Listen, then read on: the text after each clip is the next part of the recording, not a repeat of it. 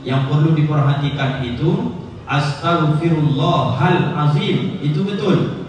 Astaghfirullahil azim itu salah, menyalahi kaidah. Tapi yang sering terjadi itu astaghfirullahul azim, itu berubah arti dan makna.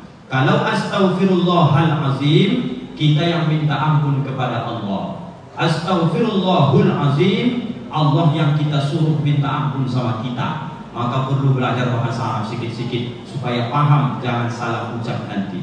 Yang betul Bapak Ibu, astaghfirullahal azim, jangan hil azim, jangan hul azim. Yang betul adalah hal azim.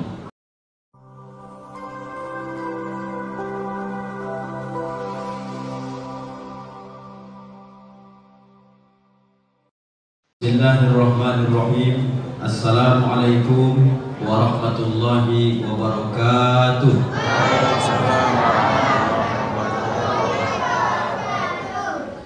Mana tahu Bapak Ibu belum kenal siapa tadi yang selawat itu anak kedua saya dari istri yang pertama. Kata dia Sulaiman Zuhdi, ya, terima kasih dah. Ibu-ibu langsung komentar, berapa bini kawan ini rupanya? Kata dia, 1 Bapak Ibu. Alhamdulillahirabbil alamin. Allahumma shalli wa sallim ala sayyidina Muhammadin wa ala alihi wa sahbihi wa sallim ajma'in. Allahumma faqihna fid-din wa 'allimna at-ta'wil wahdina ila siratikal mustaqim. Amin walhamdulillahirabbil alamin. Para alim, para ulama, tokoh masyarakat, nenek mama, orang-orang tua kami, hadirin wal hadirat, seluruh jamaah yang berhadir malam hari ini, hanya doa yang bisa disampaikan kepada Allah. Semoga kita semua istiqomah dalam ketaatan sampai akhir hayat kita, sehingga besok reuni akbar kita di dalam surga bersama Nabi kita Muhammad sallallahu alaihi wasallam. Allahumma sholli wa sallim wa barik ala sayyidina Muhammad wa ala ali sayyidina Muhammad. Ibu-ibu, apa kabar malam ini? Sehat semua? Sehat. Ibunya yang ditanya, bapaknya pun ikut jawab, ya. Bapak-bapak, orang tuaku sehat semua malam ini? Sehat. Ibu-ibu, Ustadz mau bertanya, boleh? Sudah buka puasa tadi? Sudah. Mana lebih duluan Bapak Ibu, apakah doanya atau buka puasanya? Hah? Bapak-bapak mana duluan Pak? Buka puasa dulu baru doa atau doa dulu baru buka puasa? Berbeda pendapat nampaknya, ya. Daripada bergaduh kita nanti, mending dijelaskan saja. Caranya Bapak Ibu, sebelum masuk tema kajian malam ini, yang betul adalah ikut sunnah. Setiap Bapak Ibu nanti mendengar sirene besok malam, kalau masih panjang umur kita, ya, begitu bunyi sirene itu kata dia, maka kemudian Bapak Ibu yang paling bagus itu angkat tangan, berdoa. Apa yang dibaca Pak Ustaz? Allahumma barik lana fima razaqtana wa qina azaban nar. Doa mau makan. Habis itu baru Bapak Ibu batalkan puasanya. Paling afdolnya pakai kurma, kalau tidak ada air putih. Begitu selesai dibatalkan, baru kemudian angkat tangan lagi doa, baru masuk doa buka puasa. Allahumma laka sumtu wa bika amantu wa ala rizkika aftartu bi rahmatika ya arhamar rahimin. Itu yang biasa. Apa tidak salah tuh Pak Ustaz? Tidak Bapak Ibu. Dalilnya, karena kalau diartikan doa buka puasa itu, Allahumma ya Allah, laka sumtu, bagimulah aku berpuasa, wa bika amantu, kepadamulah aku beriman, wa ala rizkika, dan atas rizki yang kau karuniakan ini ya Allah, aftartu, aku berbuka. Maka kalimatnya itu adalah fi'il madi, menunjukkan selesai dulu pekerjaannya baru baca doanya.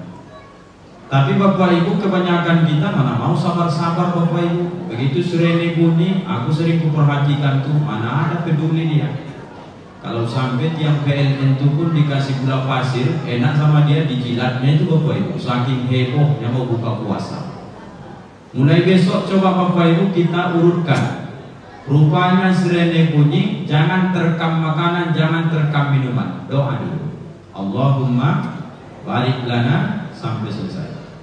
Batalkan, baru angkat tangan, Allahumma laka sumtu wa bika amantu wa ala rizkika aftartu. Mau ditambah yang wa batalatil urub, silakan, tidak apa-apa. Yang baik Bapak Ibu ada di atasnya lagi. Kita yang sudah tua-tua ini harus nambah sedikit lagi. Apa Pak Ustadz yang mau ditambah itu? Habis Bapak Ibu membaca doa buka puasa tadi, birahmatika ya arhamar rahimin, jumpa lagi dalam hadis, dalam kitab Mukhtarul Ahadis, ada beberapa orang doanya takkan ditolak oleh Allah. Salah satunya adalah da'watus shaum hatta yuftir, doa orang yang sedang berpuasa sampai dia berbuka puasa. Maksudnya gimana Pak Ustaz? Begitu Bapak Ibu selesai bacakan doa, baru saja dibatalkan puasanya, maka jangan lupa selipkan doa sebelum melanjutkan buka puasanya tadi. Di mana letaknya Pak Ustaz? Birahmatika ya arhamar rahimin. Biasakan tutup langsung wajah begini, langsung Bapak Ibu makan. Coba sisihkan waktu sedikit saja Bapak Ibu. Ustaz ajarkan itu ke keluarga, ya saya ajarkan. Apakah Bapak Ibu punya penyakit? Disitulah saatnya. Habis baca doa buka puasa itu bacakan, ya Allah sembuhkan penyakitku. Ya Allah jadikan anakku yang soleh-solehah. Ya Allah jadikan keluargaku yang sakinah mawaddah warahmah. Selipkan Bapak Ibu. Aku semenjak kuajarkan itu semua orang rumahku jauh lebih lama doanya ketimbang saya. Kemarin anak nomor 1 belum lagi masuk asrama, saya ajarkan doa. Lama dia berdoa. Apa saja kau minta, saya bilang masing-masing lah ya, mana perlu ditanya-tanya kepada dia tentang apa yang dimintai di situ, yang penting mustajab doa. Bapak Ibu amalkan ini. Maka tema kita malam hari ini Bapak Ibu sangat menarik. Temanya malam ini, di dalam sahur ada keberkahan. Hadis Nabi ini, tasahharu kata Rasulullah, makan sahurlah kamu atau bersahurlah kamu. Fa inna bis sahuri barakatan, maka sesungguhnya di dalam sahur itu ada barokah. Barokah itu sudah lama kita mengaji, ziyadatul khair, bertambah kebaikan. Kalau Bapak Ibu makan jam 10, jam 11, jam 12 malam dengan niat untuk makan sahur, itu namanya bukan makan sahur tapi makan malam. Maka habis nanti tarawih sama tadarus kita nih lanjut, selesai anak-anak kita nih Bapak Ibu jangan lagi terlalu banyak makan. Makan risol, makan bakwan, makan kue, makan mie. Begitu dibangunkan istri nanti jam 3, Bang kita sahur. Udah kenyang puasa, udah sahur aku tadi jam 10 di masjid kata dia. Itu bukan sahur, itu makan malam. Maka orang yang bersahur kata dia jam 10, jam 11, jam 12 Bapak Ibu, itu sama dengan tak mengamalkan sunnah, karena sama dengan dia memperpanjang jam puasanya. Maka tipe manusia ini puasa tengok Jalan Jenderal Sudirman di Bapak Ibu. Besok pagi kalau panjang umur, jam 6 habis kita sholat subuh, setengah 7 pergi Bapak Ibu jalan-jalan pagi atau naik sepeda. Sepi ujung batu. Kemana orang semua Bapak Ibu? Mengkodok tidur. Habis itu Bapak Ibu nanti agak-agak naik sedikit jam 10, agak rame sedikit. Nanti agak-agak jam 3 sore agak rame sedikit. Jam 5 setengah 6 sore puncaknya rame dan luar biasa. Tapi ada pemandangan yang unik. Apa pemandangan yang unik itu Bapak Ibu? Ketika melihat orang yang memang sahurnya terlalu cepat, Di sini kaji kita. Begitu jam 8 pagi, mulai jam berapa dia tadi malam makan Pak Ustaz? Jam 10, 11, 12, 1, 2, 3, 4, 5. Orang mulai imsak jam 5, dia 7 jam sebelum imsak sudah puasa dia. Wajarlah jam 9 pagi udah loyo. Dibangunkan jam 8, Bang, tapi kau mana? Jangan kau tanya-tanya. Cuma sekali dalam setahun aku pray, gak ada libur-liburku selama 11 bulan. Apa pula marah-marah dibangunkan jadwal manen? Abang udah pergi kerja, gak ada cerita kerja, ngantuk pada aku kata dia. Kenapa? Karena dia sahur jam 10. Jam 10 nanti pagi hari, tengok model manusia, terutama kita di Gunung Batu nih. Ustaz perhatikan ya, aku tengok-tengoklah jamaah itu kan. Jam 10 tuh Bapak Ibu, itu udah mulai hoyong tuh. Cara nengoknya pun gak enak lagi lah, kan begitu kira-kira. Ini pasti sahurnya kecepatan nih, gitu dalam hati saya. Zuhur, alhamdulillah, meledak sekarang nih. Kenapa diburu orang Ustaz Masjid Al-Hidayah? Pertama, imamnya bagus, biarpun gak nampak saya di mana dia sekarang. Di kamar tuh di rumahnya Bapak Ibu. Kenapa diburu orang Al-Hidayah nih Bapak Ibu? AC-nya mantap. Paling tidak numpang-numpang sejuk jadilah. Tapi kami bersyukur kali ramai jamaah ini luar biasa. Artinya kalaulah begitu tiap hari sholat fardu ini turun rahmat ujung batu insya Allah. Begitu kan Bapak Ibu. Tapi ini bertahan biasanya sampai malam ke-20, ke-20 nanti ke-21 sekian biasanya. Tahun ini mudah-mudahan jangan insya Allah ya. Siang sholat zuhur, tengok besok Bapak Ibu model wajah-wajah kita nih. Ada yang sudah wajahnya macam wajah sakaratul maut itu. Asal dicakapi sedikit tersinggung, asal ngomong salah sedikit ditanya pun jawabnya apanya gak biasa. Jam 5 sore paling mengenaskan orang yang terlalu cepat sahurnya, hingga lalat di mulutnya. Sampai anaknya ngomong, ya lalat kata ayahnya, kata anaknya. Biar aja lah dari segi dia itu kata dia. Mengusir lalat pun dari wajahnya tak mampu dia lagi. Kenapa itu Bapak? Terlalu kecepatan sahur itu maksudnya Bapak. Jangan cepat kali sahurnya ya. Dari jam berapa Pak Ustadz sahur itu? Bagi 3 saja. Jam 6 sore bagilah dia menjadi sepertiga,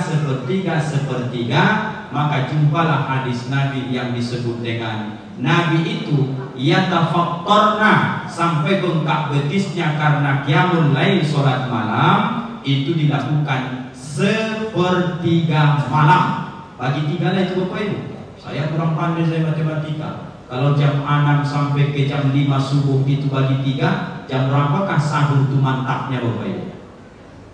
Paling tidak mulailah kira-kira jam 1 udah mantap mulai itu. Kecepatan Pak Ustaz jam 2. Paling mantap sesuai hadis Nabi Pak Ustaz, akhirkan sahurmu sampai seolah-olah 50 ayat kau baca Quran, barulah azan subuh berkumandang. Kalau mau ikut sunnah.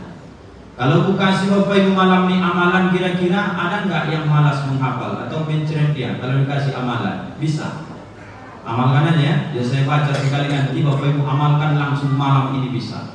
Caranya Pak Ustaz, kata Nabi, man ta'arra minal lail, siapa saja yang bangun dia di waktu malam. Kita fokuskan saja sesuai dengan kajian kita nih sahur. Jam berapa dia bangun ibu nih? Jam 1 kah? Jam 2 kah? Jam 3 kah? Silahkan, tidak apa-apa.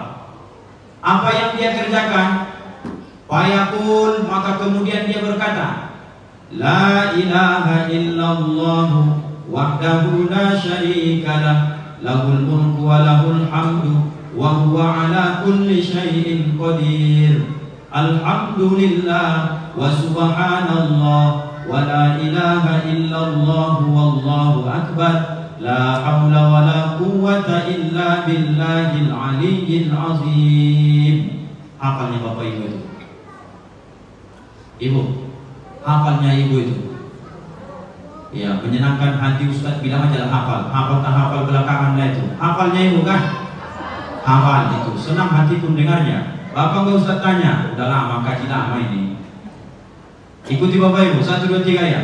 La ilaha illallah wahdahu la syarikalah, lahul mulku wa lahul hamdu wa huwa ala kulli syai'in qadir. Alhamdulillah wa subhanallah wa la ilaha illallah wallahu akbar, la hawla wa la quwwata illa billahil aliyyil azim. Lalu Bapak Ibu angkat tangan langsung, Faghfirli, maka ampunilah aku ya Allah. Siapa yang melakukan ini mulai malam hari ini, pas dia bangun tidur, kata Rasulullah, pasti Allah ampunkan dosa-dosanya. Setelah dia baca Faghfirli, dia lanjut menuju kamar mandi. Dia tak mandi taubat, langsung saja dia berwudu karena dia tidak punya hadas besar. Langsung dia bentang sajadahnya, dia sholat. Sholatnya akan diterima oleh Allah. Sholat apa yang kami lakukan Pak Ustaz? Paling tidak 5 Bapak Ibu. Apa yang pertama? Sholat sunnah wudu. Yang kedua sholat sunnah taubat. Sholat sunnah hajat. Sholat sunnah tahajud. Kalau mau tambah witirnya malam ini, tambahkan nanti lagi. Yang penting arti witir genap, usahakan bilangannya selalu ganjil. Mohon maaf, arti witir itu ganjil.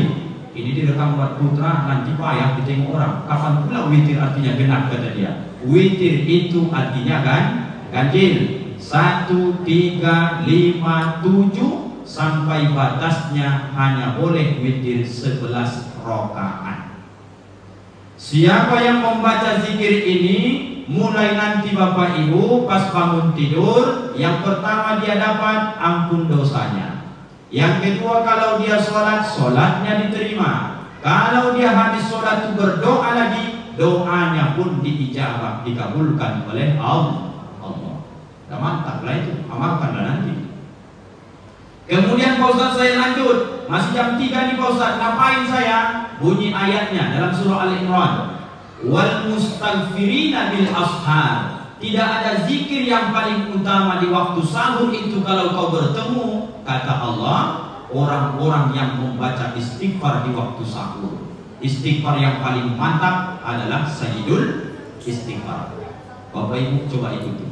Allahumma anta rabbi la ilaha illa anta khalaqtani wa ana abduka wa ana ala ahdika wa wa'dika mastata'tu a'udzu bika min syarri ma sana'tu abu'u laka bi ni'matika 'alayya wa abu'u bi dhanbi faghfirli fa innahu la yaghfiru dzunuba illa anta. Siapa, kata Rasulullah, membaca ini sekali saja di malam hari penuh keimanan, meninggal dia malam itu, dia akan dijamin masuk surga. Sekali saja.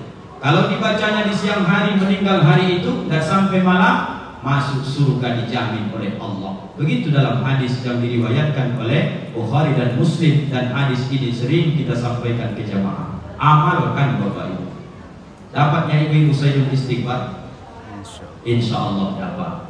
Yang tak dapat sayyidul istighfar, turun sedikit ke bawah. Pas buat istighfarmu macam zikir habis sholat tadi, habis sholat isya. Astaghfirullahalazim alladzi la ilaha illa huwal hayyul qayyum wa atubu ilaih. Yang perlu diperhatikan itu astaghfirullahal azim, itu betul. Astaghfirullahil azim itu salah, menyalahi kaidah. Tapi yang sering terjadi itu astaghfirullahul azim, itu berubah arti dan makna. Kalau astaghfirullahal azim, kita yang minta ampun kepada Allah. Astaghfirullahul azim, Allah yang kita suruh minta ampun sama kita. Maka perlu belajar bahasa Arab sedikit-sedikit supaya paham, jangan salah ucap nanti. Yang betul Bapak Ibu, astaghfirullahal azim, jangan hil azim, jangan hul azim. Yang betul adalah hal azim.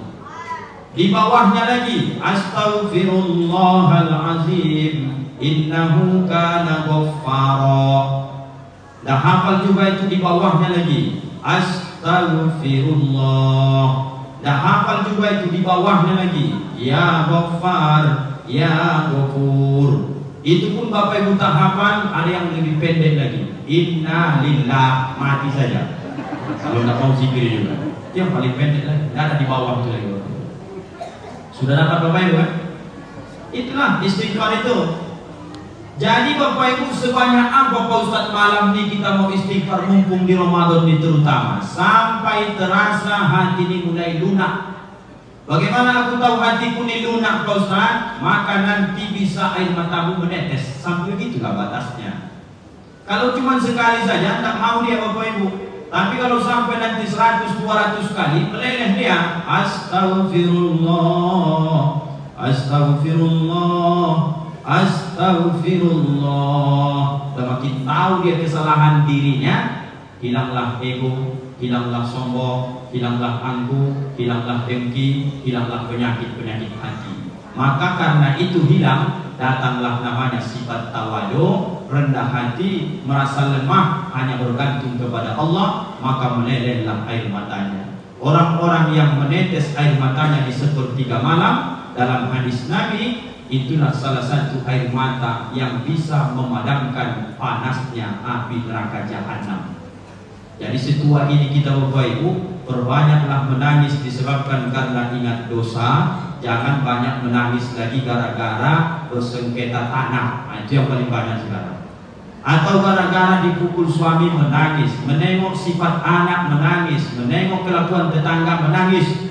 Itu wajar saja. Tapi hari ini menangis gara-gara dosa, itu jauh lebih baik Bapak Ibu yang dimuliakan Allah.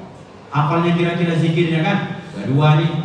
Dari atas tadi la ilaha illallah sudah, di bawahnya tadi zikirnya lagi astagfirullah sudah, yang terakhir nomor 3 Bapak Ibu, aku takut Ustaz Harun keluar dari kamar di lama kali bang, kata dia nanti payah pulang. Satu lagi nah ya Bapak Ibu ya, satu lagi.